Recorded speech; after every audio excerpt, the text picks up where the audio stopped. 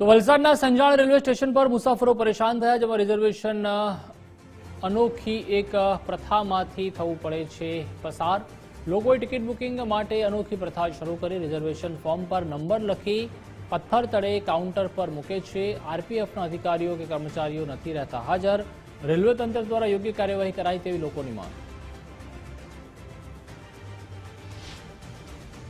જો આપે પણ લાંબા રૂટનું ટિકિટનું રિઝર્વેશન કરાવવું હોય તો અનોખી પ્રથામાંથી આપે પણ પસાર થવું પડી શકે છે।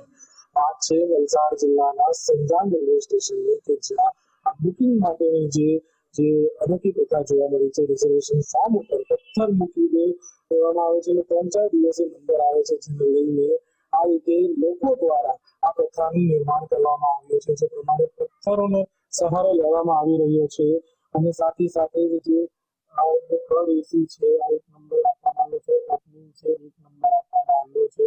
હાલ આ 2 મહિના પહેલા સ્લીપર કોચ માટે એક નંબરનો જે ફોર્મ છે તે ભરવામાં આવ્યો છે।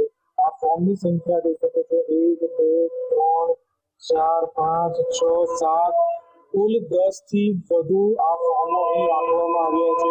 જે પ્રમાણે આ જે ફોર્મો રાખવામાં આવ્યા છે તેને લઈને રેલવે વિભાગ દ્વારા આ સમગ્ર મામલે ધ્યાન આપવામાં આવે તેવી લોકોની માંગ થઈ રહી છે। રિયાન પટેલ, ગુજરાત ફર્સ્ટ, સંજાણ।